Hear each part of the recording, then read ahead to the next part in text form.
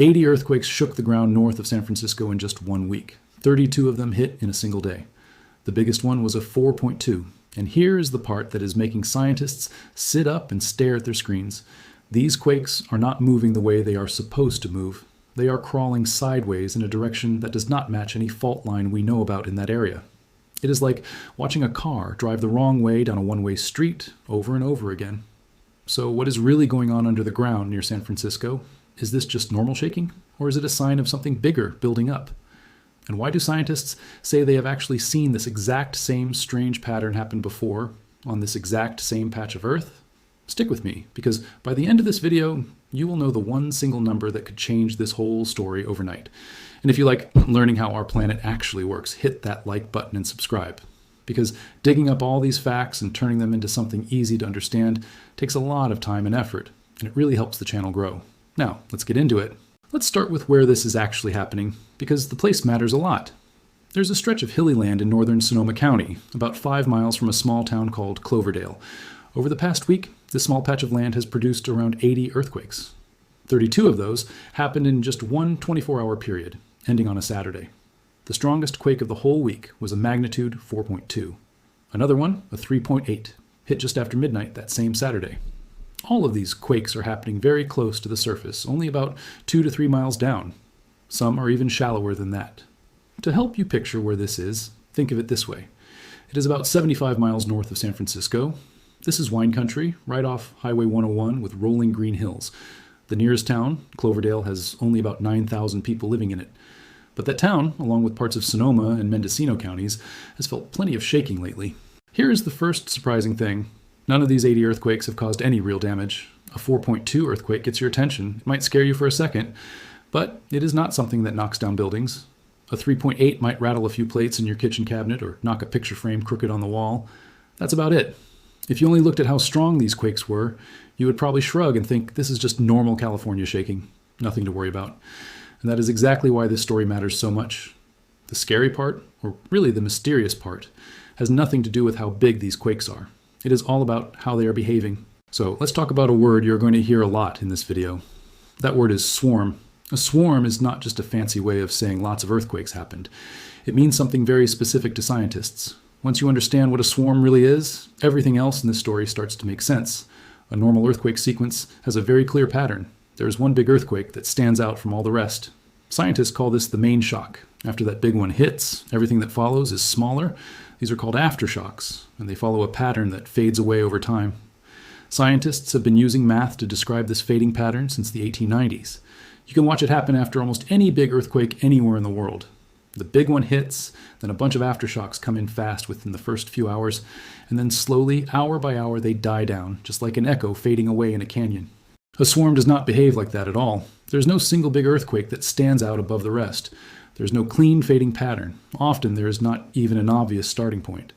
Instead, the energy spreads out across dozens or even hundreds of earthquakes that are all roughly the same size, and this can go on for days or even weeks. A swarm can also go completely quiet for a full day, and then suddenly start up again with no warning at all. This strange behavior is like a fingerprint, and it points to a totally different cause. It is not one locked up piece of rock that snaps once and then settles down.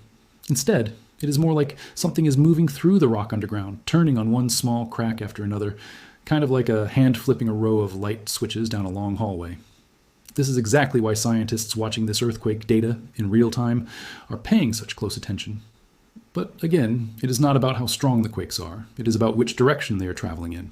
Before we go further, let me ask you something, and I really want to hear your answer in the comments. When you hear that the ground shook 80 times in 1 week, just 75 miles from a major city, is your very first feeling fear, or is it curiosity? I think your honest answer says a lot about how we think about the ground beneath our feet. Now here's the geometry problem, and this is where things get interesting. All the faults in this part of California generally run in the same direction. They are part of the larger San Andreas fault system, so they follow the same slant running from the northwest down toward the southeast. On a map, this basically looks like a north to south line. The fault under this swarm is called the Maacama Fault. It is what scientists call a right lateral strike slip fault, which just means the two sides of the crack slide sideways past each other. This fault runs north from the city of Santa Rosa, past the town of Ukiah, and it forms the northern piece of a much longer chain that includes the Hayward Fault and the Rogers Creek Fault, Remember that connection, because it becomes very important later in this story. Normally, when a fault like this produces a typical aftershock sequence, the earthquakes line up neatly along the fault itself. They form a long, stretched out line that traces the exact shape of the crack that broke open. This is not just a rough guess. This is literally what a fault rupture looks like on a map. The earthquakes mark the edges of the slab of rock that moved, but the Cloverdale swarm is not doing this at all. Instead, it is spreading from west to east, cutting straight across the direction that every mapped fault in the area actually runs. It is slicing across the very structures it is supposedly part of, at a steep angle. Scientists tracking this data hour by hour say the earthquakes are spreading in a way that goes against how the faults are lined up. And their blunt conclusion is this: this is not a normal aftershock sequence. And you know what? They are completely right about that observation. The geometry really is strange, and that strangeness is the single most important fact in this whole story. But here is what makes this so much more interesting than all the scary theories floating around online right now. There is already a published, peer-reviewed scientific explanation for this exact kind of behavior, on this exact same fault.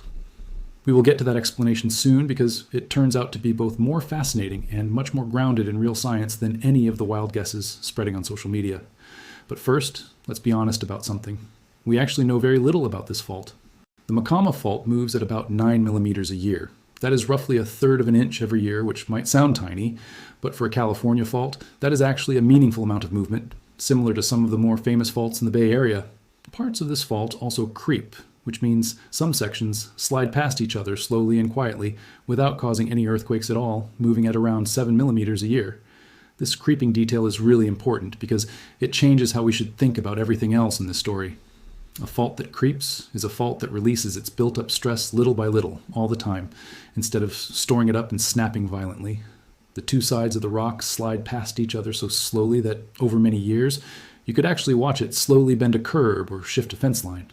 Faults that creep along their entire length are usually considered less dangerous, because the stress never really builds up to a breaking point. But here is the catch. Faults that creep in some spots and stay locked in other spots are a very different kind of problem. The locked sections keep collecting stress, while the creeping sections quietly slide by. And the boundary between the locked part and the creeping part is usually right where things eventually break. On the Maacama Fault, we know creeping is happening. What we do not have is a good map of exactly where the creeping stops and the locking begins. And here is something that should really grab your attention. Scientists actually know very little about the Maacama Fault's earthquake history.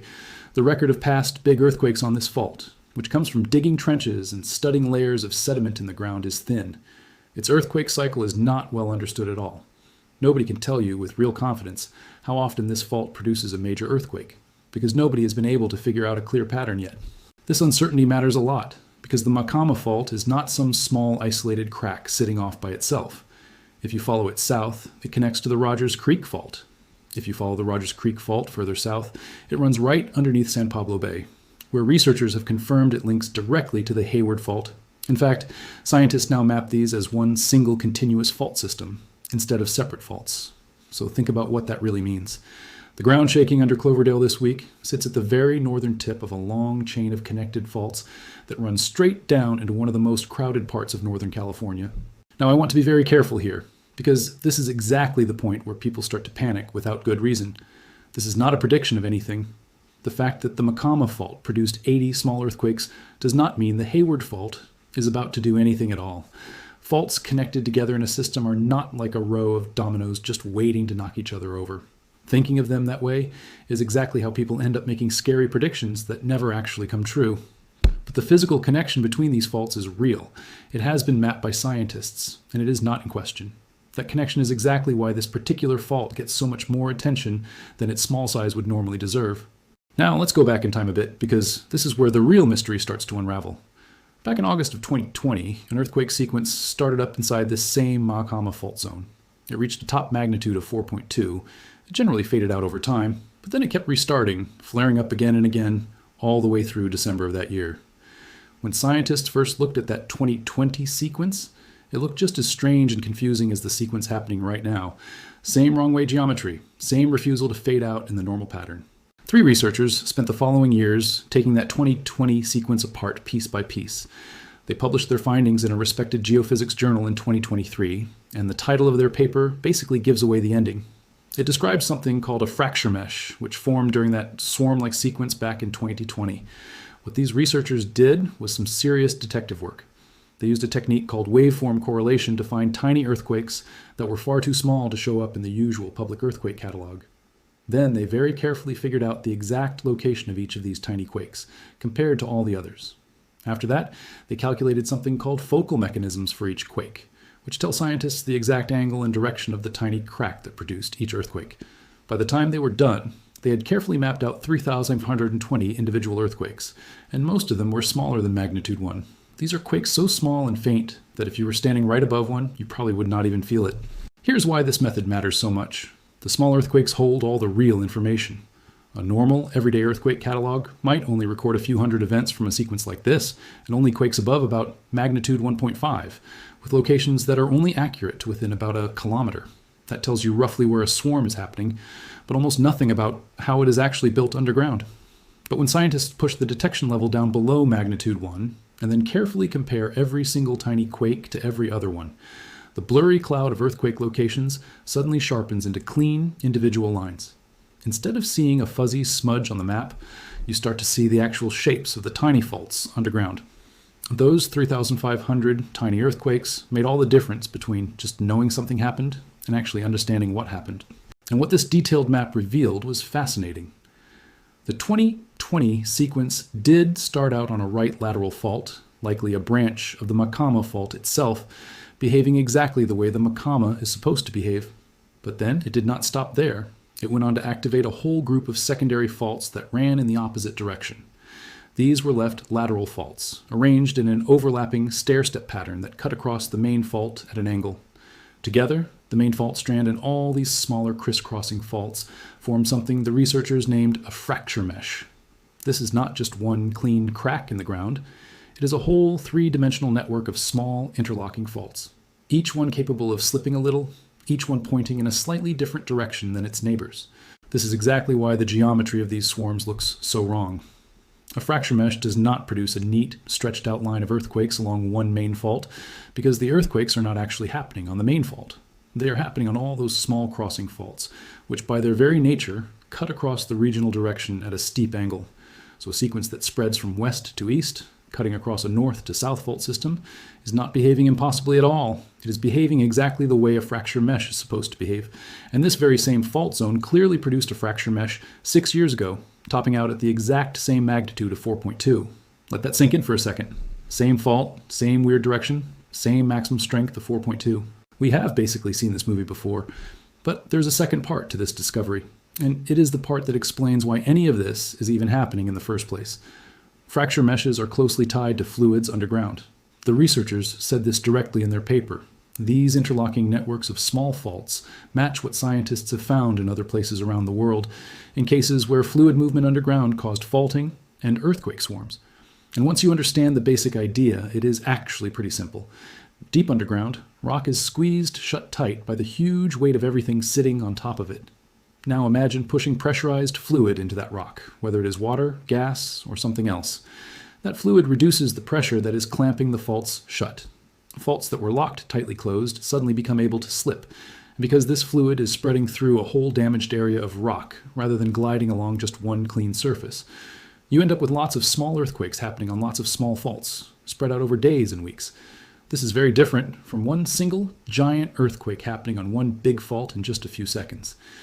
This is the textbook definition of a swarm, and it fits what we are seeing right now almost perfectly. No single big main shock. A magnitude 4.2 leading a crowd of 80 smaller quakes, instead of a magnitude 5 with everything else quietly fading away underneath it. A sequence that stubbornly kept going for a full week and then actually got stronger again instead of fading out. And that 3.8 earthquake that hit after midnight on day 6 simply does not fit the normal pattern of aftershocks slowly dying down. The area around this swarm backs up this fluid explanation too. This part of California sits close to the Clear Lake volcanic field, inside a much larger region known for being geologically hot and active. The same region is home to the Geysers, which is the largest geothermal power complex on the entire planet. The rock here is warm, chemically active, and generally beaten up and fractured. This is exactly the kind of place where fluids are likely to be moving around underground all the time. I want to be very clear about one important thing here because people ask about this every single time. The center of this earthquake swarm is in a separate area from the actual geothermal power production field. This is not a story about people accidentally causing earthquakes by pumping fluid into the ground for energy. This is a story about natural regional geology, with natural fluids moving through naturally fractured rock, in a place that has been doing this completely on its own for a very, very long time. But here is an honest and important caution that matters more than almost anything else in this story. That detailed 2020 analysis took years of painstaking, high-precision work, carefully mapping out thousands of tiny relocated earthquakes. Nobody has done that same kind of deep analysis on the current swarm yet, because the current swarm is only about 6 days old. So the fracture mesh explanation is the best one we have right now, and it fits the evidence really well, but it is not yet a fully proven fact for this specific sequence. It is the leading idea held with an open mind until someone actually does the careful math and analysis. Now, here's something that reframes this entire story, because this swarm did not just appear out of nowhere. On June 24th of this year, a magnitude 5.6 earthquake struck near the town of Ukiah on the same fault system. That was the largest earthquake ever recorded by instruments on the Maacama Fault. Not just the largest in the last 10 years. The largest since scientists have had instruments watching this fault at all. That June earthquake deserves a lot more attention than it got at the time. But here is the calm, level-headed way to think about it.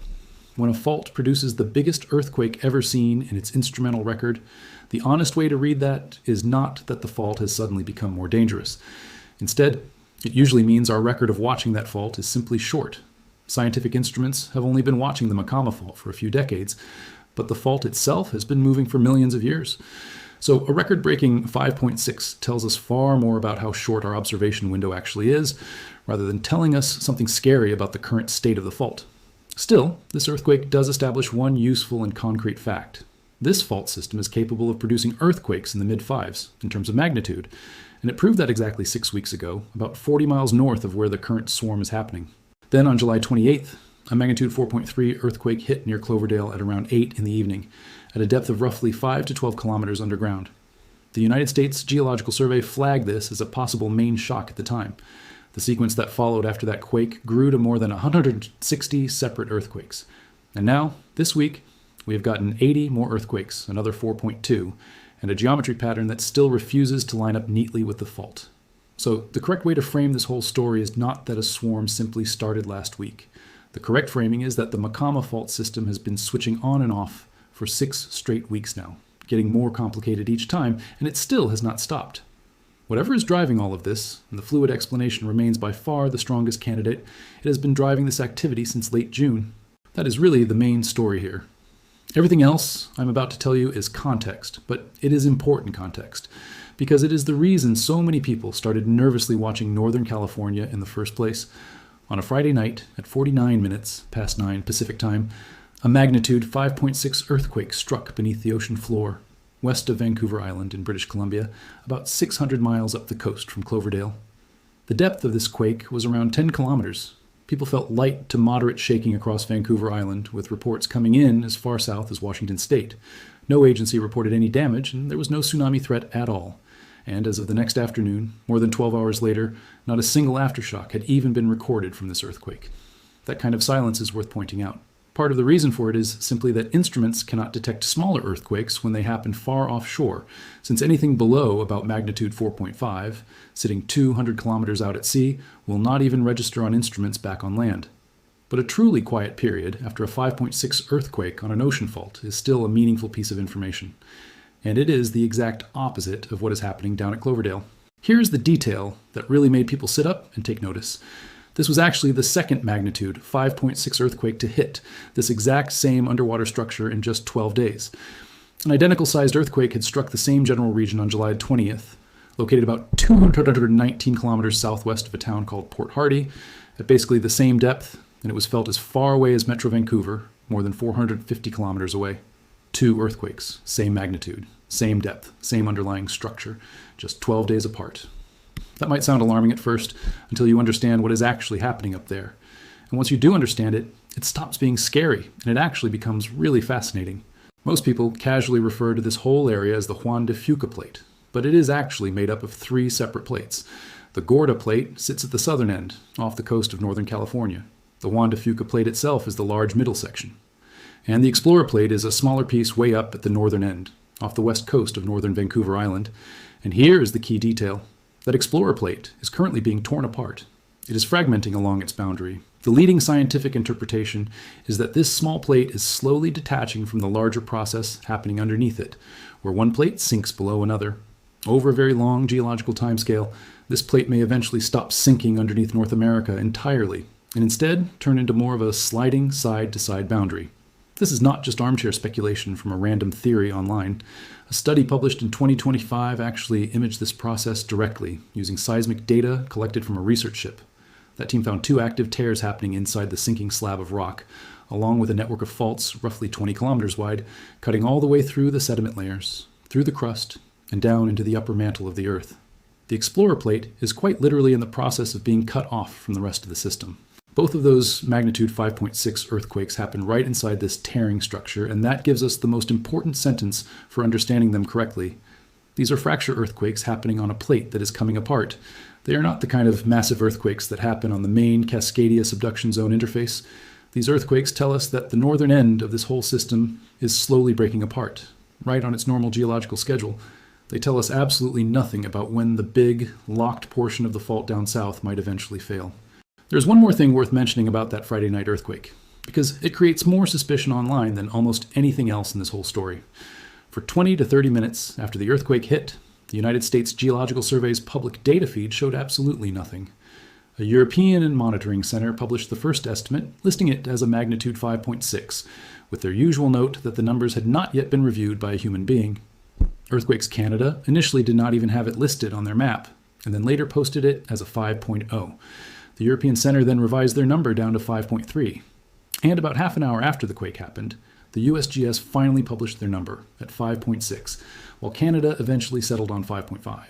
So members of the public watched this number bounce around from 5.6 down to 5.0, then up to 5.3, and back to 5.6, across 3 different agencies, all within about 30 minutes.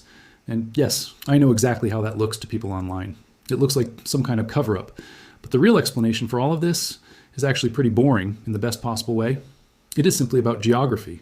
An earthquake happening 200 kilometers out in the ocean has no instruments sitting on the ocean side of it. Every single monitoring station that picks up the signal is on land, all sitting on just one side of the earthquake. This kind of one-sided coverage naturally produces a less accurate, less well-constrained result. In particular, the depth of an offshore earthquake often is not measured accurately at all, and instead just gets assigned a standard default value. And 10 kilometers is the classic default number you see over and over again for offshore earthquakes. The magnitude estimate then keeps shifting slightly as more distant monitoring stations report in, and as automated computer systems continue processing the incoming data. 3 different agencies, 3 different computer algorithms, 3 different networks of instruments, and 3 different slices of incoming data, all without a human expert reviewing it yet. Of course, they disagreed with each other at first. The fact that all 3 agencies eventually landed on roughly the same number within about half an hour actually shows the system working exactly the way it is designed to work. It is not evidence of anyone hiding anything. There is a third thing happening along this coastline right now, and this is the one detail that genuinely connects the northern end of the system to the southern end. The Cascadia region produces something called slow earthquakes, deep underneath the locked portion of the massive subduction zone fault, the same fault that will eventually produce a huge magnitude 9 earthquake someday. In these slow earthquakes, the plate boundary slides very quietly over the course of days or even weeks, instead of happening suddenly in just a few seconds. Scientists track this slow sliding using something called Tremor. And Tremor is not some kind of countdown clock ticking toward a big earthquake. It is more like a stress gauge, a way to measure how much pressure is building up. When tremor activity is high, it means the deeper plate is actively being pushed underneath North America, and that stress is being passed upward onto the shallower locked portion of the fault above it. Down at those deep levels, the rock is hot enough that it does not snap suddenly. Instead, it flows, kind of like thick honey. So instead of storing up stress until it all breaks at once, this deep part of the fault releases its stress in slow pulses that last for weeks at a time, producing a faint, continuous rumble instead of one sharp jolt. People cannot feel these slow earthquakes at all. In fact, scientists only discovered them in the early 2000s when researchers realized that what they thought was just background noise in their data was actually a real signal. Each one of these slow pulses passes its built-up stress upward onto the shallower part of the fault that is still locked tight and still capable of snapping in a big, sudden earthquake. Through the middle of July, this tremor activity was running very strong, with more than 300 separate tremor locations logged in a single day, climbing to almost 400 by late July, with the activity shifting more toward the southern end of the region, off the coast of Northern California and Southern Oregon. And then it just stopped. From late July onward, there has been almost nothing at all, just one small, isolated cluster of activity, and many days of near total silence. Now, compare that to the main story happening down at Cloverdale. Scientists generally believe that elevated tremor activity tends to happen alongside what they call stress earthquakes in Northern California, meaning that as the deeper plate loads up with stress, that strain also shows up as shaking closer to the surface, further south along the coast.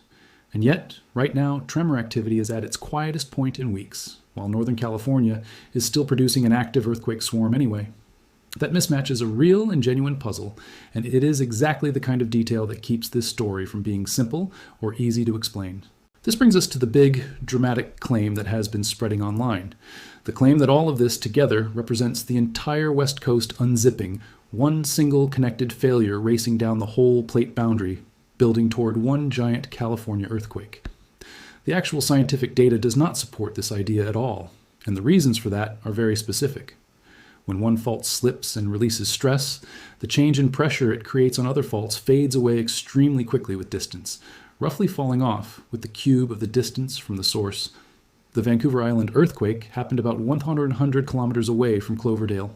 At that kind of distance, a magnitude 5.6 earthquake creates a stress change that is actually smaller than what a normal passing weather system produces on the crust.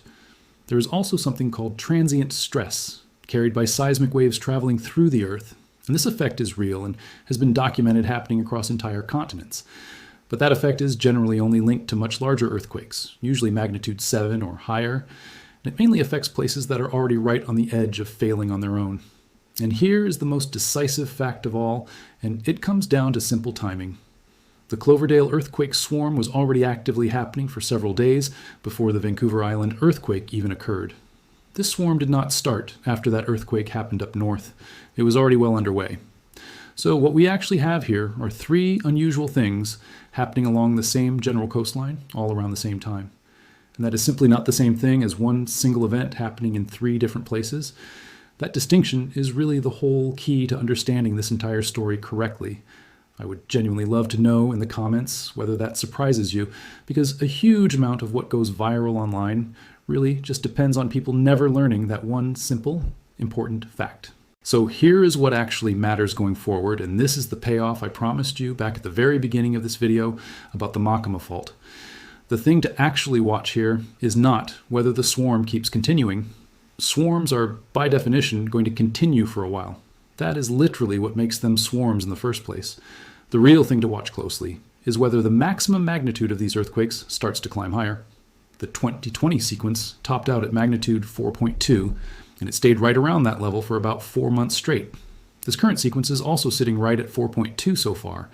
If that ceiling continues to hold steady, then the fracture mesh explanation only gets stronger and more likely to be correct. And this whole story becomes a fluid-driven event that will eventually run its course and quietly fade away on its own. But if a magnitude 5 earthquake suddenly shows up in this sequence, then the interpretation would need to change, because that would start to look much more like a single, unified fault taking over from that complicated fracture mesh network. So watch the ceiling here, not just the total number of earthquakes. That one number, a magnitude 5, is the single thing I promised at the start that would change this entire story. It is also worth watching the overall shape and footprint of the swarm. If the sequence keeps spreading from east to west, cutting across the regional grain of the fault system, that stays consistent with the fracture mesh idea, with all these small crossing faults lighting up one after another. But if the pattern suddenly organizes itself into one single clean line running along the main direction of the Maacama Fault, then something genuinely different would be happening underground. Up at the northern end of this whole story, near Vancouver Island, we should expect to keep seeing more fracture earthquakes, as that explorer plate continues to tear apart. A plate that is actively being torn apart is naturally going to keep producing earthquakes while that tearing process continues. If a third magnitude 5 earthquake happens along that same fracture boundary, it would not be a surprise at all, and it would not be some kind of a warning sign about the larger Cascadia subduction zone. It would simply be the explorer plate continuing to do the exact same thing it has been slowly doing for a very long time. And, along the main subduction zone interface itself, the number to keep an eye on is the tremor count. When the next slow slip episode eventually begins, and it will since these events tend to happen on cycles of roughly 10 to 22 months, depending on which part of the fault you're looking at. That is, when stress will start building up again on the locked portion of the fault. It has now been 326 years since the last truly massive earthquake struck the Cascadia subduction zone, all the way back on January 26th in the year 1700. Staying quiet does not mean that the underlying pressure has gone away.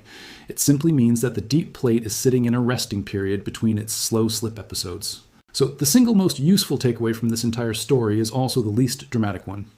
A fault located 75 miles north of San Francisco, one that scientists openly admit they still do not fully understand, has spent the last 6 weeks producing earthquake sequences that do not fit the normal, standard pattern that scientists usually expect. This is not a warning sign of anything happening immediately. Instead, it is simply a reminder that this is a fault structure physically connected to the much larger Hayward fault, and it is currently being studied in real time by scientists who are being refreshingly honest about the limits of what they actually know right now. There is something almost comforting in that honesty, if you really think about it. Not the fake comfort of someone pretending to have all the answers, but the real grounded honesty of scientists who are watching, carefully measuring, and telling all of us, plainly and clearly, what they can see, and just as importantly, what they cannot yet see. The ground underneath Cloverdale is talking to us right now, in its own way, and we are finally learning enough about how to properly listen to it. And that one number, that ceiling of magnitude 5, is the word we are all quietly waiting to hear, or honestly, hoping we never hear at all. If this video helped the ground beneath your own feet feel a little more understandable and a little less scary, then please do me a favor and hit that like button, because it genuinely helps this kind of careful, no-hype science content reach more people who need it. Make sure you subscribe too, so you are here the moment the next update on this story drops, because this is honestly far from over. And let me know down in the comments, do you want me to keep tracking this earthquake swarm day by day as it continues to develop? I read every single comment, and your questions really do shape what goes into the next video. I will see you in the next one.